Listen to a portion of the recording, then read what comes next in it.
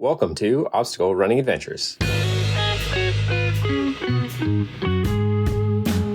Over the last 7 years, we have consistently released weekly episodes focusing on obstacle course racing, running, and other adventures. You'll hear interviews, event recaps, conversations about our sport, quick news updates about happenings in our community. And now, here are your hosts, Standing on the corner, Michael Stefano and Katelyn Ritter. Hey guys, it's Michael Stefano. And Katelyn Ritter. And Michael, how was your weekend? Pretty full. Yard work. We did the backyard, which took a long time. We took my grandfather out for lunch. And then we went to see CJ's uncle play. Yep, CJ, friend of the show. Yeah, actually one of the original co-hosts of the show. Way back. Hundreds of episodes ago. That feels weird to say.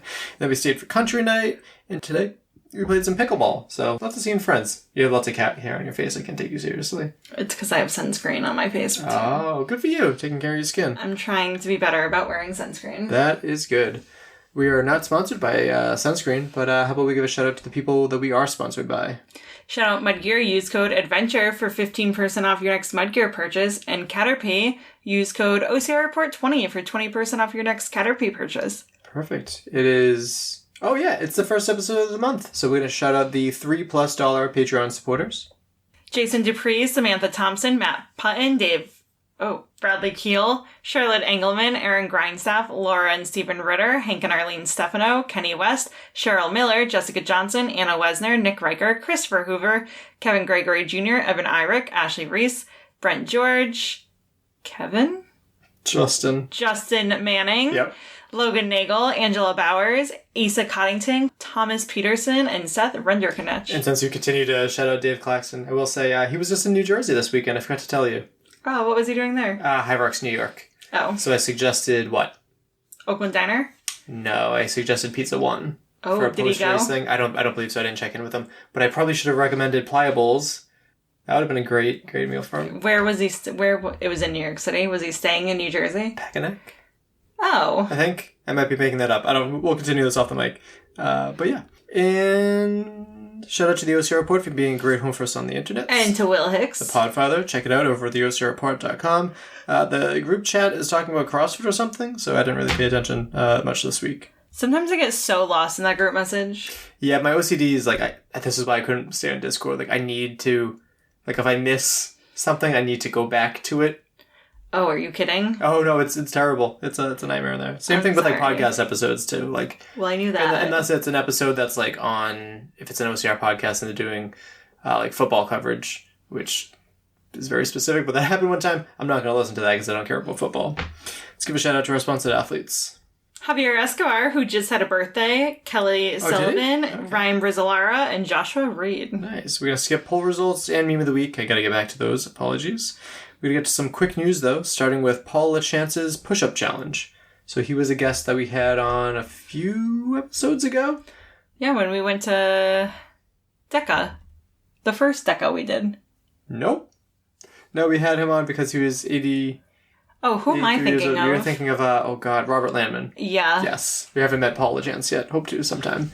But he posted, in celebration of Paul's 83rd birthday. Paul is turning 83 this July and would like to make it memorable by doing 83 consecutive push-ups and the same time supporting American Warrior Initiative. Yes, links down below to learn a little bit more about that. But that's actually why my arms are sore today, because I did the first push-ups I've done in a very, very, very, very long time. Oh, funny. You told me your arms were sore because of pickleball. No, my shoulder. My shoulder hurts because of pickleball. That's going to make the push-ups harder, isn't it? Yeah, no, I did a lot of push-ups on Friday, and it is now Sunday, and my arms are starting to get less sore, which means it's time for more push-ups. But I don't want to let Paul down. Next up, we have an update with obstacle athletics. That's something that we talked about whenever the eclipse was. Because they were going out of business, but they said that there would be an update coming, and here it is. They said, we're beyond excited to announce that our staff will be taking the lead at a new Ninja Warrior program at Farmingdale Gymnastics Academy, set to begin this July. Well, that's awesome. Yeah, exciting for them. Where are they located? They were in Deer Park, New York. Now they are... Still in New York? Still somewhere in that area, yes. Next up is kind of like a two-parter, because it's Yeah, it's this, but then we have an update. Is this right? Yes. Guinness World Record attempts. The record is insane. Oh yeah, fair. That's not a very good screenshot that I took. Apologies. Basically, it was Ultra Sophie running from the very northern tip of Ireland to the southern tip of Ireland. And we got an update that she finished. I did actually reach out to her in hopes that maybe she'll want to come on the show. We will see. Is Ireland bigger than New Jersey? I do not know that. You can Google that. All right, her name is Sophie Power. Sorry, sometimes we screenshot it and there's not enough information on there. But she has to run over 100 miles a day for a total of 350 miles. To break the record, she'll only be able to sleep 20 to 40 minutes. She said she's been training harder than ever. It's a very personal challenge to her because her children are half Irish. And so she finished, and there's a video of it, and yeah, good for her. She was pretty emotional at the end, as you can imagine. So we said, that's insane. Congratulations. And reached out for a potential interview. So Ireland is approximately 302 miles long, and New Jersey is approximately 150 miles long. Wow. So approximately double. Yes. Very impressive. Next up, some somber Viking obstacle race that I did unfortunately see coming. He's posted that there is going to be the final raid, July 27th, 2024. They've been around for a long time. This is reportedly their last event that they could be having, so that definitely bumps it up in terms of priority, in terms of me getting my butt there to cover it one more time, because I've only had the chance to cover his event in person one time. And Asa has done so much for the community, so definitely make your way out there, because, man, they've been going hard for a long time, and they have some really tough obstacles. I don't know what's going to happen. I'll talk to Asa off the mic and figure out what's going on with all that. Katelyn, you found this next news story about Lindsay Webster. Lindsay Webster posted an end to a very special era. I want to say a huge thank you to Live Human. Yeah, it was... Before that, it was Human, and before that was Beat Elite. Oh, a sponsor who was the very first to support my athletic career back in 2014 and has stuck by me ever since. The end of May marks the end of my partnership with them as I transition to this next phase of life. Of course, I'll still race, but it will be when my heart wants to, and training won't be my main focus anymore as our tiny family member steals the spot. Yes, for those that haven't been listening to the show and just aren't aware somehow, Lindsay Webster is pregnant. So congratulations again to her. Everybody's having a bummer babies. about the sponsorship opportunity. That's a big thing to let go of, and it's good to see her being vocal about that. Next up, this comes to us from Inside OCR, and Spartan sent out an email saying thank you for registering for the APAC Gold Coast Spartan Trifecta weekend on September 7th through 8th. We regret to inform you that due to circumstances beyond our control, the event this September has been cancelled. However, we have exciting news! The Spartan APAC Regional Championships will now take place at our Spartan Fiji Trifecta weekend on November 14th to 17th. While we understand this news may be disappointing, we are committed to ensuring you can get back into the mud as soon as possible. Here's what you can do. Go down to our links and find the full article there. That's what you can do.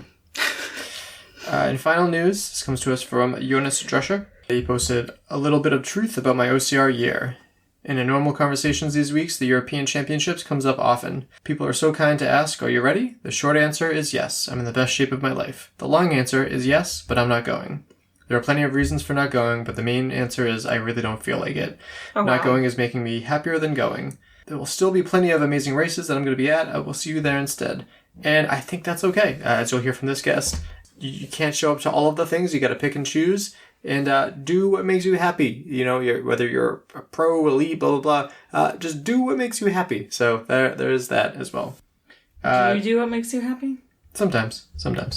No podiums this week because we had to wait for the OCR report to post those because that's the easiest way to keep track of those. Secret links, there's 5 of them down below. But let's finally get to what this episode is all about. So I needed to do a slight pivot from what was mentioned at the end of last episode. Just a reminder to athletes to check your inbox. Especially when you reach out to be a guest on the show. But yeah, it was an easy change though, because I saw that Vivien Tran won the ASCO Spartacus Dash this weekend.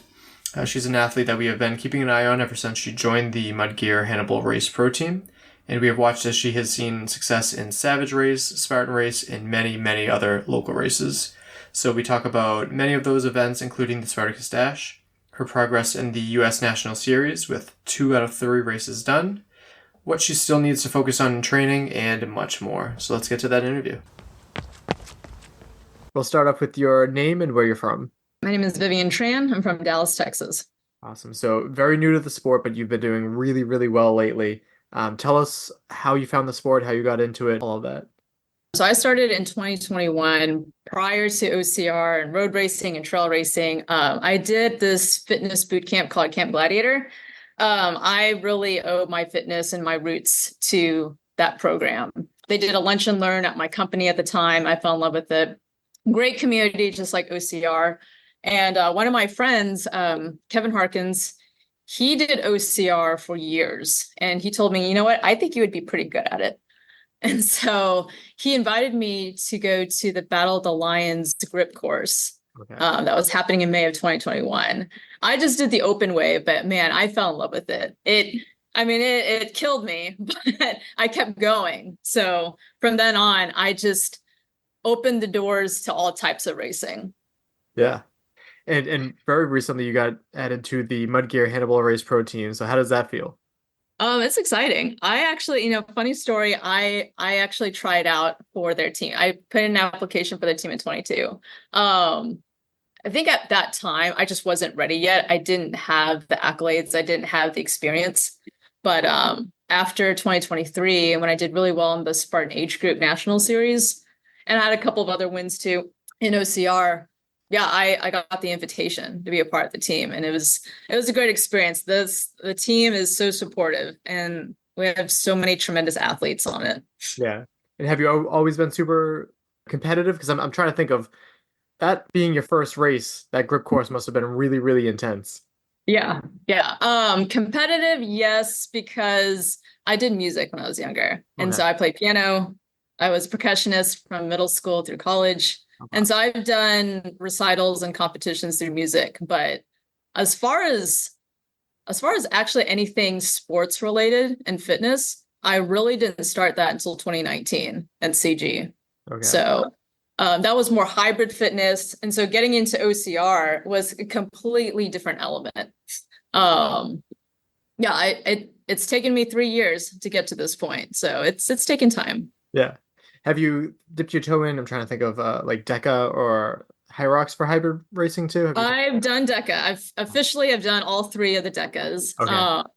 Hyrox, no. And the only reason why is because with CG, I did that for, I want to say about 3 to 4 years. Oh, wow. And I kind of done my hybrid fitness. So when I transitioned to OCR, I loved being more of an endurance athlete. So in 2022, though, I did 40 different types of races. So DECA was definitely in there, but not Hyrox. I haven't done Hyrox, and I've had a lot of people ask me to do it. Yeah, I definitely want to go to a Hyrox to at least cover it. This weekend was actually the Hyrox in New York, but I'm supposed to have a Hyrox in Boston one year. And then I think it was like pandemic-ish times, and Boston said that they had to wear masks. And since then, they haven't even attempted to come back, which has been a bummer. I feel like it'd be huge over here, too. So keeping an eye on you throughout the year, I saw and heard a few things. So you mentioned that you had unfinished business for, I think it was Abominable Snow Race. And you went back at it this year. How did that go? So 2022 was my first time doing Abominable. I was in the lead all the way into the final rig. And back then, I think it was probably about 18 degrees during that year. I was completely prepared up until the point where the rope climb was at the end, and that killed me. I think that was the hardest rope climb I've ever done. And so right after that was the final rig before the finish line. I couldn't get through it until multiple tries and getting my grip back. And that's when second place and first place got through. Yeah. So I got third, which is awesome. And then in 24, yeah, I came back. My obstacle proficiency has gotten better, but my running wasn't that great because of the conditions. Like it was sloshy, it rained all week. Yeah, it was terrible running, but I'm proud of I got second. And Sarah Tucker, man, she definitely deserved first. Yeah. I'm sure being in Texas, the cold isn't your friend, right?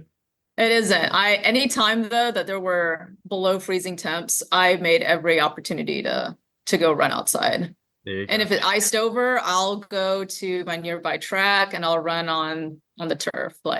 So I'll make it happen. But I had to mentally prepare and get all my gear ready for something like Wisconsin. Yeah, it's funny. I'm the exact opposite. I'm that way with heat. I don't do well in the heat whatsoever. I hate that over sweating, all of that stuff. I don't like that.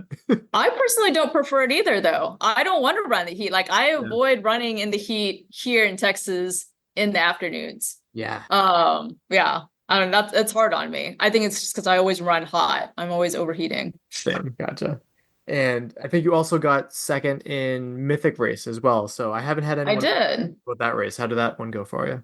Oh man. I had a lot of anxiety about some of the obstacles, particularly Canyon, because I've never done OCRWC. Right. But I always heard that was an obstacle that got a lot of people. And so I've never practiced it before. And I just kept watching videos of Lindsay Webster getting through it. Yeah. They had this great video of her, and I saw the rings that she touched. I saw how her method of getting through, and I applied that same technique. And so it was great on all the obstacles. They're kind of shorter, but it just felt like it was a faster race altogether. Okay. That one, it was my first time meeting Nikki. She got first place, and no, she's amazing. Great ninja athlete, great runner. I mean, she definitely deserved that win too. Yeah, that's put on by William Shell, right? Yes, that's put on by William Shell. Okay, yeah, I think I was on his property for another event. Actually, I was with Evan Prepares for OCR America too, and he had some just fun things set up. So I'd love to go back and see how much bigger it's gotten now. Well, funny actually you mentioned too, because with Mythic Race, Canyon was one that gave me anxiety, but then Dana with Race Ready Obstacles said that they have an archery portion. Ooh. It's oh man, I've never shot bow and arrow before. So I actually took 1 month of learning how to do archery just for that one obstacle. I was and I've always wanted to do archery anyway. Yeah. So it's anytime I hear that there's something an element of a race that I've never done or is a weakness, it's I'm gonna go all in on that. Yeah. So how did that work? Was it just shoot until you got it, or one shot, if not do a penalty? Yeah, it was interesting because the spear that they had and then the archery, it was if you miss it, you had to do a 15 perpy penalty, but it doesn't consider as a fail. Okay. You can technically fail, we can technically skip an obstacle and it'll count as a fail, but then you're on this new list and then it'll affect how you podium. Okay. So that one was the arrows they don't stick. You just try to hit the target and then you can get through. So I at least just wanted the ability to know that I can shoot at the target. Yeah. I don't know about it. I loved archery. It was fun. Yeah, that's something that I've been wanting to do for a while. We have a place by us, actually just south of us in Providence, where it's you can go with friends and you shoot these. Obviously, it's foam ends of it, but you play archery. It's almost like paintball, but archery against friends. And I've been wanting to get some friends together and do that because that sounds awesome. So I'm assuming you hit it then? I hit it. Yep, I got it. And I was just it was funny. It only lasts, just seconds. I was well, that was a month worth of training just for the seconds. So I didn't have to do burpees and I just moved on. Yeah, because that could have been, a big issue with placement there. That's 15 burpees. Yeah, I mean, Nikki and I were together the whole time. So I can't remember where she got ahead, but it was around that area. Yeah. That's awesome. And what are their awards like too? I've heard some pretty good things about awards in that area. Oh, for Mythic Race in particular? I think it was, yeah. The award there, they ended up getting these cool banners for the first place winner. And I think they ended up also getting some first form protein powder. They got a first form duffel bag. And then second and third, we got really cool plaques. So that's pretty cool. And I think the team, wait, no, I'm sorry. Someone got the overall dragon's head. Okay. I can't remember who gets that prize. I think it was a team prize. Yeah. Okay. Yeah, I'm a sucker for dragons, so that would have been pretty awesome. And then going to Spartan, which is still the big name in OCR. Things have been changing a lot recently. What do you think about the Spartan age group competitive wave thing now? Because I know you got first place in your age group for the series last year, right? What do you think about the changes now? I was skeptical of how it would work out, only because how they said that you would work in the waves initially is going to be dependent on your run times in like a 5K, a 10K, a half marathon. And I've never seen that implemented. But now just the way that it is, I love it. I think it showcased the correct athletes and where they need to be. I know that there was kind of the controversy that certain athletes were sandbagging, like the age group bracket. I don't know. I personally do like it. I think it pushes everybody. I like that there's a little bit of mystery of not knowing where exactly you are. You could be first in your wave, but not necessarily first overall. It just means that seconds matter. And it's definitely pushed me. It pushed me in Houston for sure. It's one of the things that a lot of people wanting for them. Obviously, they have a lot more athletes there than, say, like a Savage race. But it's hard to. It's one thing to say it's a good idea. It's another thing for Spartan to follow through and make it be done well. So do you think it was like organized well too? I remember in Houston, because this is the only time I've done it to where it's the all ages or compete together. We just had the time change. And so they just said the first 15 people who want to come up and do the first wave with the headlamp, you go up. And I went in the first wave. And so there was maybe, I'm not saying that it was necessarily unorganized. It just didn't go with how they wrote it out. Okay. And so I kind of think that we're all used with Spartan, just that kind of get comfortable with just changes all the time. I came too late though. I came in 2021. So I felt like I don't know how it was back in the day. Yeah. And so I'm just used to constant change with Spartan all the time. That's kind of how they are. Yeah. And it's tough too. Yeah. With time changes and stuff like that, dialing in your nutrition, making sure everything's lined up. And then, we're going to change you, send you to a different wave and all that. Mm-hmm. And getting to Savage, which is some of my favorite races. I saw that you won your first Axe, right?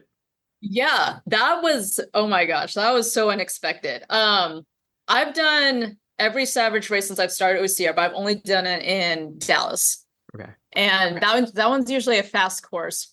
And I went to the Savage race kind of on a whim because I wanted points for the USA OCR Pro Team. I was applying for that. And I was like, you know what? Gainesville's coming up. I heard that they've added an obstacle called Voulez-Vous Lachey, and Lachey's give me a lot of anxiety. So I practiced that for a month, just nonstop, anytime I could, and is just trying to get comfortable with the dismount and releasing because it never felt right for me. Yeah. So really, whenever I went there on the Savage race, I just needed to prove that I could get through the Lachey and give and take. And I had no idea it was going to show up. I mean, it was in Florida, so I figured Jamie was going to be there, Rachel, just anybody that's, notoriously has been first. So getting that Axe was such a huge surprise to me. I mean, I'm so grateful for that I did that. Yeah, that's probably one of the better awards to win too. Like that Axe is very, very awesome to have. Yeah. Yeah. So to me, it just proved that I was able to do all the obstacles, but man, going against those women, that would be an awesome challenge as well, though. Yeah. Did give and take give you any issues? Because I know that's a tricky one. Yes. Yeah. That one they put at the end of that course. Oh. And I've been practicing Gibbons, like that same type at the Ninja Gym that I go to. I was really tired, my grip was out, or I just didn't anticipate how far away the anchors were going to be. Right. So I kind of had to do like a last minute emergency exit. And so I got it to the point where I could get my ring on the anchor and I had a Lachey off of that anchor to the bell. Like that was kind of a desperate call at trying to get out of it because Lisa Nondorf was right behind me and she got it in the one try. Yeah, that's scary. So are you starting to get a little bit more comfortable with Lacheys? I know it's not in all races. You certainly wouldn't have to do it in Spartan, but Savage and some other local races. 6 feet is where I'm at right now. Yeah, I'll get more comfortable. I think, and I can't explain it. Like it just doesn't feel right. I've never really done any like acrobatics or gymnastics when I was younger. And so like I just always kind of had that fear because I don't have any control, in the air.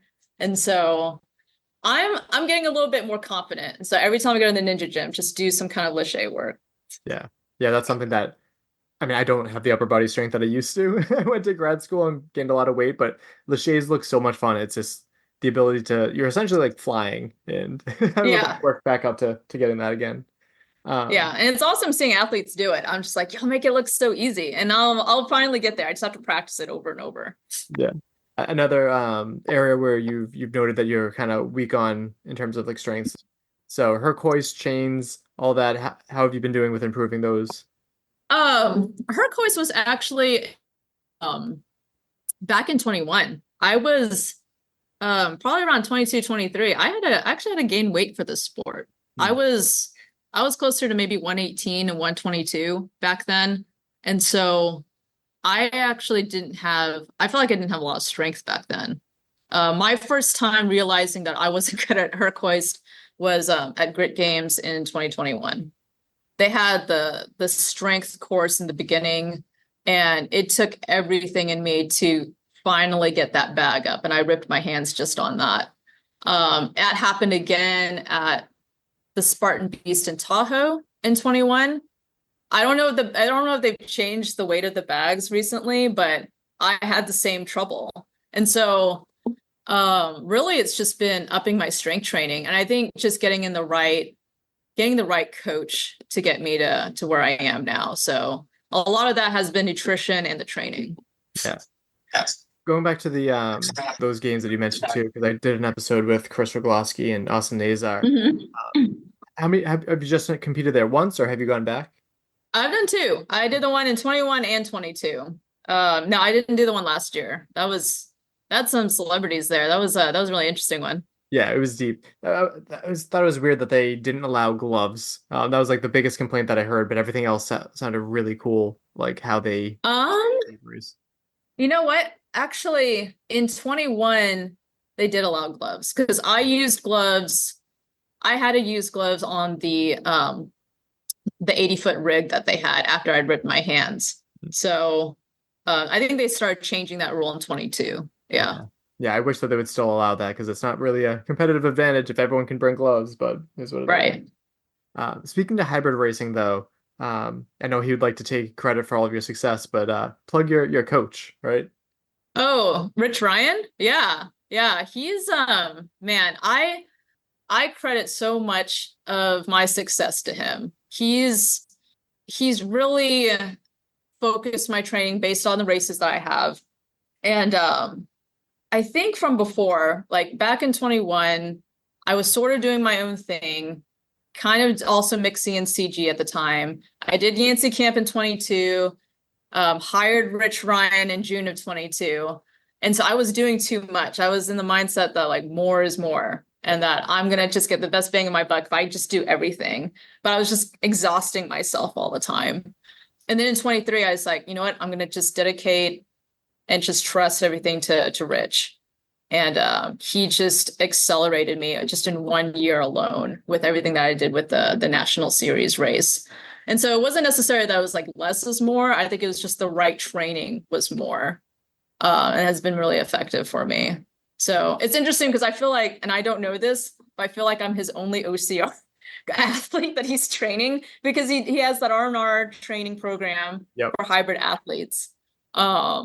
But I mean, he's helped me out so much. So yeah, he's someone I've talked to a lot, and I've had him on the show, and we've worked together on some smaller things. But I still haven't met him in person, and I've been wanting to. And now that he's moved like out of Philly, he's even further from me. So I'm like, I don't know if I'll ever get the chance to meet him. But he's a good guy, and well, not humble, but very confident, which I respect that.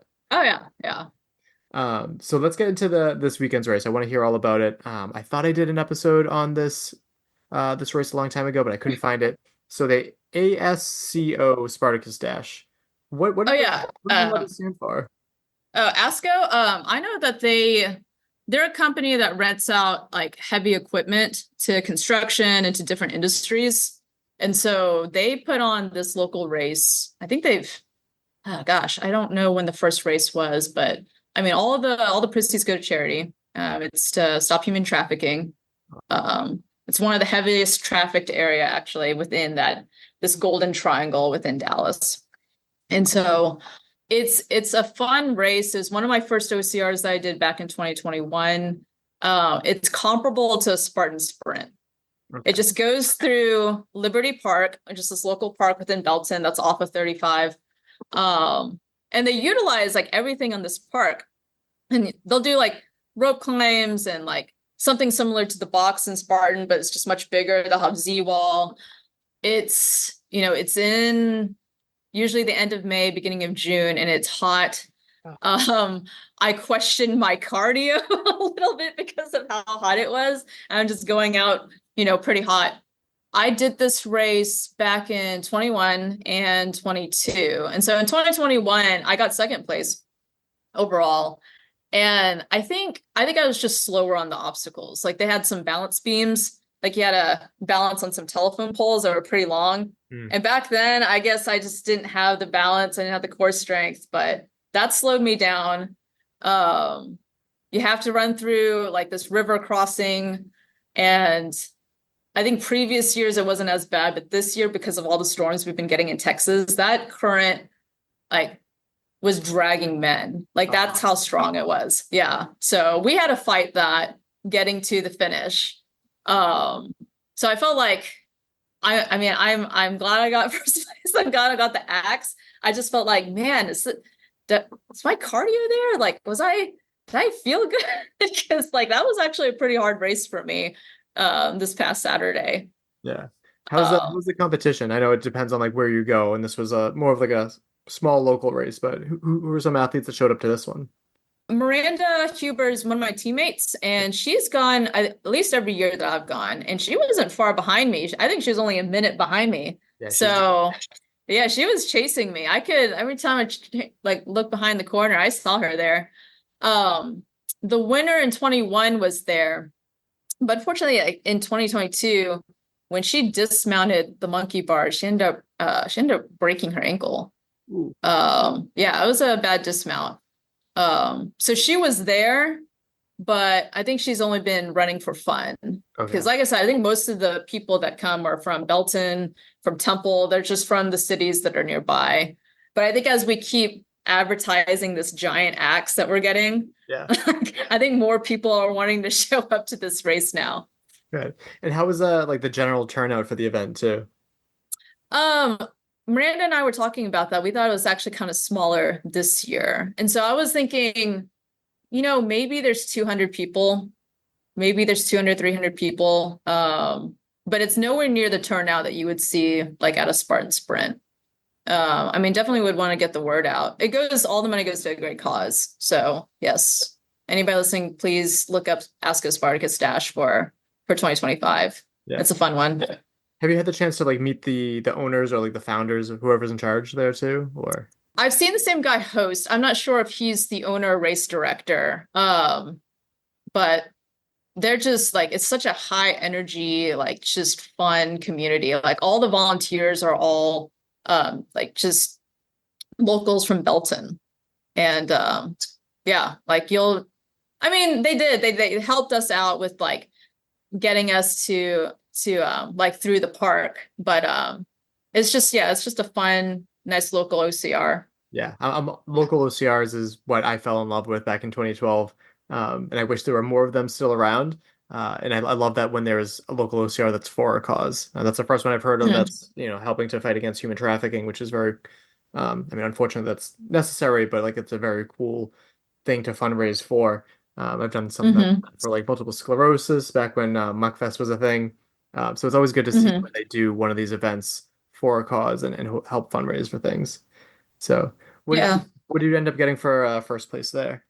I got another axe, a similar axe that I got back in 22. So something messed up with the timing. So we weren't quite sure where I was, because it was one of those instances, like just because I came through first doesn't mean I was necessarily first. Gotcha. So I kind of felt like I didn't know until they actually called me up to the stage. So no, like I said, definitely a fun race to look out for. What are you going to do with all these axes and awards you're getting? My first axe is on the wall. I need to still mount my Savage axe on the wall. I have those like metal those pegs that you can have on like a suspended shelf that you can put on the wall. So all my medals are on the different pegs. I've had to order another one. Yeah, I have a wall dedicated to accolades. Yeah. I bet. And so eventually I'll either have to move and get a bigger wall, or yeah, I'll just figure it out. Josh Champ, who's won the ASCO Spartacus dash for the men's division, has won 6 of them. Wow. And he told me that they're just under his bed. Like his wife was going to be mad if he gets another axe. So we need somebody to try to challenge Josh Champ next time. Yeah, gotta step it up. Going back to Spartan race, we briefly talked about how you won your age group last year. This year you're in the elite series. How are you feeling sitting? I think you're in 6th place right now. How are you feeling so far? I'm in 6th. I'm just blown away of how amazing these women have been. Like I knew going into the elite division was going to be tough. In fact, I actually jumped into the elite division in 21 and 22. And I was I was getting ahead of myself because I wasn't ready yet. That's why I went back to the age group series. I'm like, look, I'm gonna progress. I'm gonna like really just try hard to like be a better runner, be better in obstacle proficiency, and like build from there. And so coming back into the elite division still is eye-opening, still is very humbling. Watching Annie, watching Casey, Jordan, Julie Best is someone that I've known since 2021. They're phenomenal athletes. I mean, Big Bear kicked my ass. It did last year too in the national series, but I don't feel like I had an excuse for my performance in jacks. I ran jacks really well last year in the national series, but it was much colder this year. Okay. And I didn't have the gear prepared. So whenever I was on monkey bars, my hands were still frozen, just like how cold it was. Yeah. It was so ironic for me because I could do really hard obstacles in the dead of winter in Wisconsin, but it was Jacksonville, Florida that knocked me out on monkey bars for the first time. So it's really been a race against myself. Like I can't even think about like what Annie and Casey and Ashley Heller are doing, Julie. I'm just trying my best because I've been to these venues before. So I know what I've been able to do. And I'm just trying to do better than that baseline that I've already established. And how was the climbing in Big Bear? Like it seems very, very punchy with the ascending. Oh my God. How was that? Yeah. I think like by the first 400 meters, we were already power hiking. And I was optimistic. I was thinking like, yeah, I'm gonna try to go at a 20-minute per mile pace. I look at my watch, I'm like, it's anywhere between 35 and 50 minutes per mile. And I'm like, well, this is how it's going to be. It was hard to breathe. It was hard to climb. I can't say I have anything like that here. I would have to definitely just find a Nordic track, do a lot of stair climbing. But I can't do anything about the altitude. No. Yeah. But I mean, I toughed it out. So I did as best as I could. And who was it? It was Rachel Munoz that caught up to me after Olympus. And watching her climb was amazing because she just podiumed the beast the day before. Oh wow. Okay. And so she ended up, she podiumed overall on the beast, and just like she was able to climb again. I was like, man, that's amazing. And so if anything, I really admire all these athletes that I've been racing against. Like there's no like animosity or anything like that. I have so much respect for them. Yeah, that's what I love about the sport is like there's no assholes in the sport really. There's been a couple, I guess, but like they don't really stick around too long. If the majority of people are really great. So how have you been like accepted into like the elite, just like a group of awesome women? Back in 21 and 22, it was different. I felt like the mood was different, and maybe because back then Spartan was just going through so many changes, and then athletes weren't getting paid. Yes. And it was hard because back then, I'm just excited, I'm new, I'm doing this for fun, but I'm also challenging myself. And so there was kind of this negative cloud that kind of pushed me away from the elite division. So it wasn't as warm and welcoming back then, but now it's been awesome. Like I think the OCR community has really strengthened just the fact that we want this sport to survive. Yeah. And I've known more elite athletes now. And so like, I feel like that community has grown quite a bit. Like, yeah, camaraderie has grown. Good. Yeah. And going back to Big Bear too, I've heard of how difficult of course it is. And again, you being in Texas, not known for mountains. I know there's like hill country, is what I've been told, but it doesn't really equate to elevation and mountains. So I'm impressed that, you stuck it out. How do you feel about the third and final event of the series? Oh, Utah? Utah is hands down one of my favorite venues of Spartan. It's between that and Hawaii. It's beautiful. I feel like I ignore the pain because of how beautiful it is. Yeah. I got second place last year in the age group series doing Utah, but I didn't do a beast. So that will be interesting. I did, however, do Utah in 2022 in my age group, and I did the beast. I think I'm going to be more prepared. I know this is going to definitely be an endurance challenge because it'll be longer. I don't know. I don't feel down about it. Like I'm actually really proud that I've been able to at least get 10th place, like amongst all these women. So, yeah, I got over a month to train, and I know Rich he's got that set for our training plan. Yeah. Awesome. And OCR again is all about working on weaknesses and stuff. You brought up running.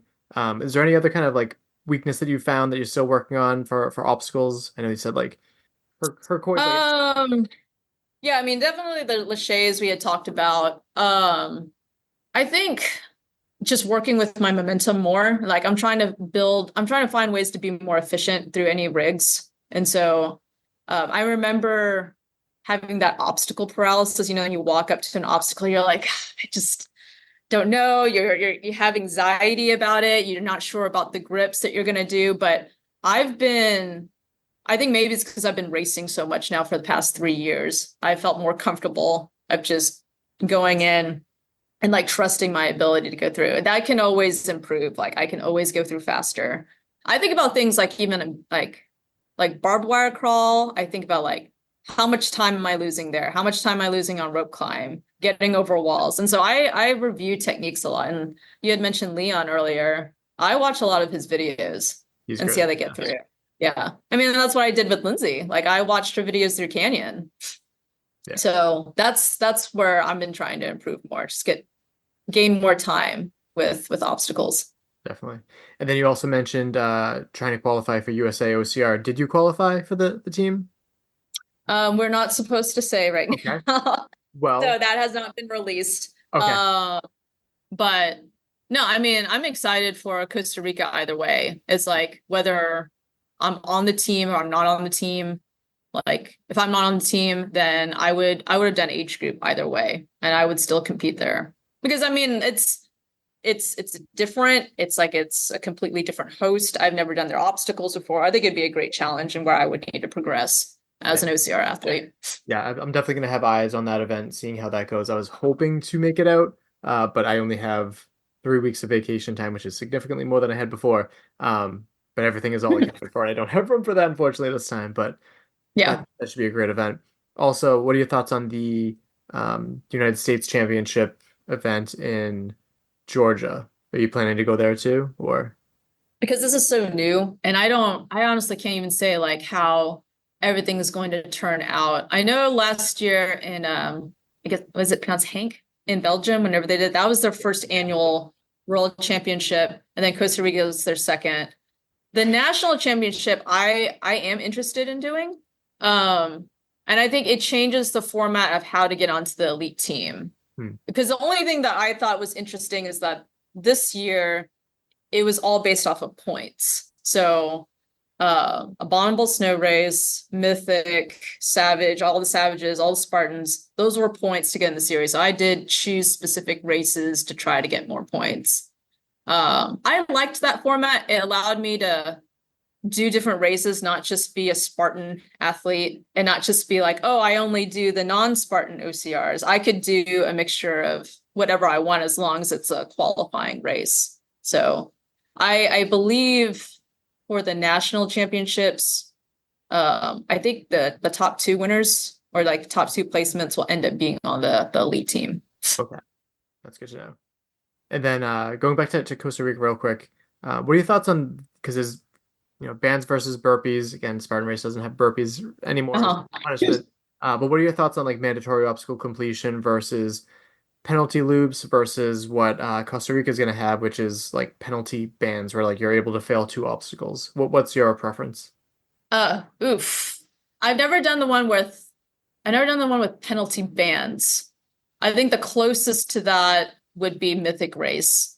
I've had this discussion with different people based off of the race. I don't think Spartan would do well doing mandatory obstacle completion because there's just so many people there. The bottlenecks at those obstacles would be absurd. Yeah. Like if we had mandatory obstacle completion at Olympus. So I think it's appropriate for that. I came into the sport doing burpees. I was used to the burpees. I didn't really like that it changed to penalty loops because yes, people would just, I guess like people would say that's a runner's race and that they would just touch and go. Not preferred. I've enjoyed mandatory obstacle completion a lot more. Probably not back in 21 and 22 when I was a little weaker in obstacles, but right. No, I have a greater respect for that now. Yeah. So we'll see how that is in Costa Rica with the penalty bans. I guess it's just like when you fail, that's it. You only get 2 tries altogether in the race, right? I believe so. If you fail 1 obstacle, then you have like the certain penalty at the end. If you fail 2, then you have like a longer penalty at the end. And if you fail 3, you're out. You're out. Okay. Yeah. That's how they've been doing it in Europe for a long time. So it's a little different than what Adventure's been doing for OCRWC in the past, but I think it has its own supporters too. No, I like that because it forces us to be better at obstacles, right? And not just necessarily race the terrain like it is for Spartan. Yeah, definitely. I also think Spartan needs to work on their penalty loops. Like the punishment should fit the crime too, because I know when I was doing Palmerton last year, the penalty loop for ape hanger was a joke. I would have been so much quicker if I did that, but I wanted doing that. And I think the penalty loop that everybody was talking about was at Big Bear, was the spear throw. That was the longest penalty loop ever. Like somebody timed it. They said that it took about three minutes or more for somebody to complete it. And spear throw was at the end, so it did change placement quite a bit. Okay, yeah, that didn't come up with my conversation with Hawk, but that's good to know. That's crazy. I mean, I know that they're never gonna get rid of the spear. It is Spartan and all that, but that's a very long penalty for simple thing that can go wrong, especially with the new targets too. What are your thoughts on the circle target? You know what? I've been doing a better job with the circle targets. I think it's just like allowed me to focus more. And like maybe the fact that we had the big spearman, I was just kind of like throwing all over the place. But no, I like the circle target. I mean, I missed my spear in Big Bear, but I don't know. Maybe I've just gotten better at spear throw, in my previous races from this year. And I guess they had the target in 23. So I don't know. I don't mind changes like that. I think that's fine. And I personally like spear throw. I think it's fun to have a game changer like that. Yeah, that's fair. And what other events do you have planned coming up for the rest of the year? Ooh, man. Okay, so Barbarian Challenge in 2 weeks. That's in Alabama. I've heard great things about it. I heard it's a beautiful venue. You got a waterfall that you'll go through. Fun obstacles. A bucket list one that I'm finally getting to do is War X. So that's at the end of June. Great things about War X too. Yeah. I couldn't do it last year because it was too close to Utah. So this year, now Utah's at the end of July. I'm like, okay, I'm going to do War X. And then in July, Utah, and August, Costa Rica, September and October, it's just so many Conquer the Gauntlet. It's their final one. Yeah. It's their last. And I've gone to every single one of them since I've started OCR. And I've DNF'd all. So this is my last chance to get through Pegatron. I was gonna say, is Pegatron seems to it's Pegatron. Yeah. I thought I was ready last year and I couldn't get it. But yeah, I think this time for sure I'll get Pegatron. And then Seattle, the regional championships is that month. I'm gonna do the debut of Midwest OCR. Yes. So race ready obstacles. Yeah, they build for a lot of people, but I love that this is gonna be their OCR. Yeah, I'm excited. That one's gonna be hectic. Yeah. This is gonna be chaos. After that, the national championships, I'm gonna go ahead and apply for that. I know Savage Dallas and I know Spartan Dallas are immediately after that. People have asked me if I'm going to do OCRWC, and I don't think I could swing that. I don't think I can do the national championships and do OCRWC and all the other races previous to that. So my mistake in 22 was doing way too many races. Yes. And so I think that's why my success in 23 happened, because I cut it in half. That specificity really helped me out last year. So I'm trying to focus more on that. And so I'm sure Rich is upset when he keeps seeing me add new races to my sheet. Yeah. It's not easy. I mean, we don't have as many races as we used to, but there's still a lot of fun stuff out there. And like, I get it. You want to do them all, but if you want to do well in them, you can't do them all. So yeah, less is more, like I said before. Absolutely. Right. Less is more. But it's also allowed me to kind of, and I make this joke all the time, like I kind of didn't get more OCR street cred, because I want to be able to get out there, kind of promote myself as an OCR athlete, try to do more local races. But yeah, I had to learn how to say no. That's why I said no to Frontline. I saw how rough that was this year though. And so big shout out to Aaliyah for getting that done after 8 hours. Sometimes she's the only finisher. She's phenomenal. She was the only female finisher. Okay. Yeah. That's crazy to do a race, and I think if you finish the race with your weighted vest, you get to keep it after too, which is I think is yeah. I DNF Frontline last year, and so I have unfinished business there. But the problem with Frontline and its schedule was that it's immediately after Big Bear. Okay. And when I did Big Bear last year, and then I did Frontline, my legs were destroyed, and then my upper body was destroyed after Frontline. So for the month of June, I had to recover just to do Utah in July. Yeah. So I was like, I've learned this year. I'm not going to do that again. Yeah.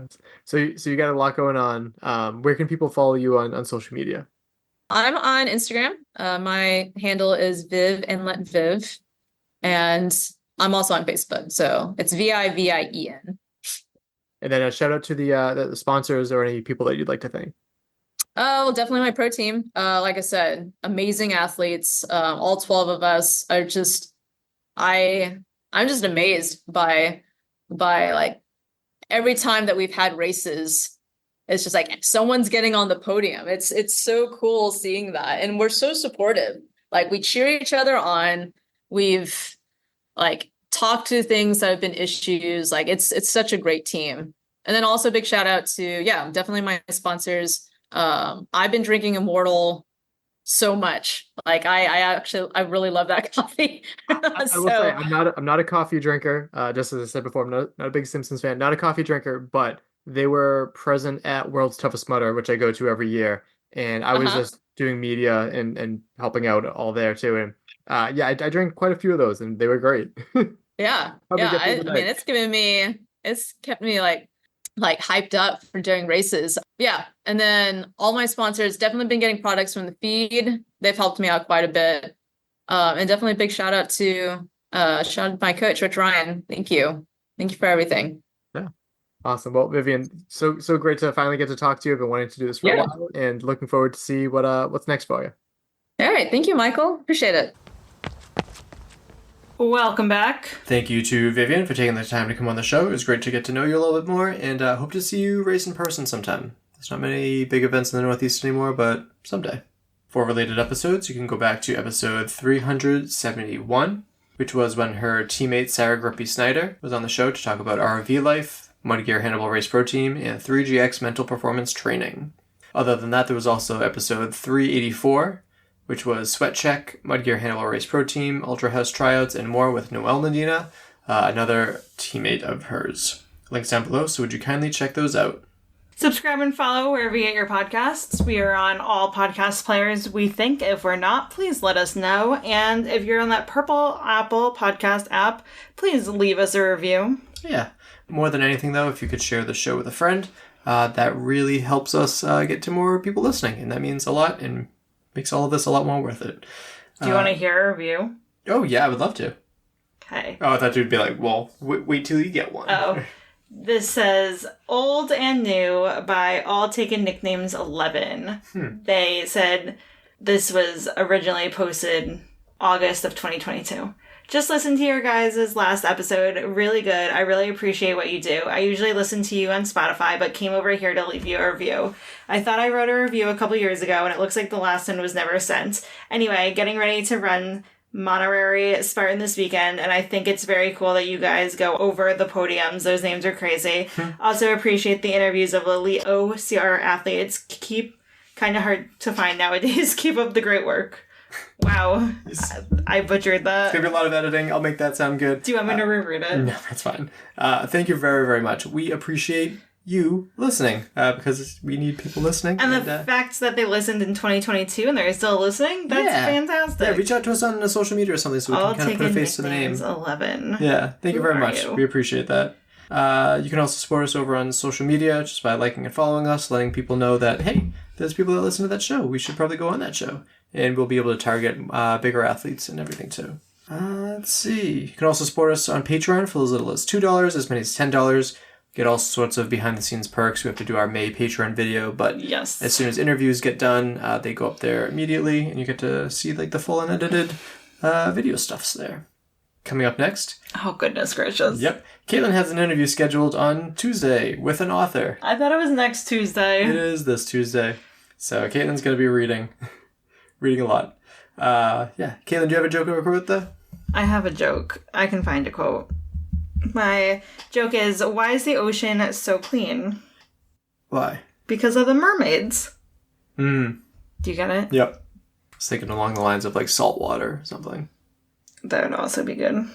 This says, embrace the hard. There will be times in your life where you want everything. Reading is hard. Yeah. There will be times in your life where everything aligns to what you truly desire and success shines through, but it's going to be challenging before you get there. You're going to want to give up a million times. I hope you never stop trying just because it gets hard. Embrace the hard, and soon enough, success will come to you, and you will be so happy you never gave up.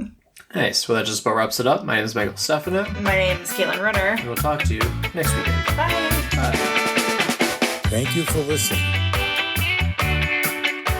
If you enjoyed this episode, please be sure to subscribe to our show and write us a review on your favorite podcast app. You can also follow us on Instagram and Facebook and connect with us there.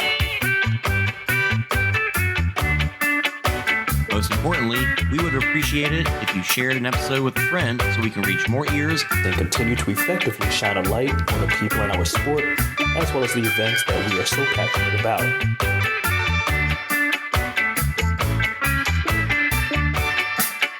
Our intro song is Streaker by Straight Up, and our outro music is Iron Call by The Best.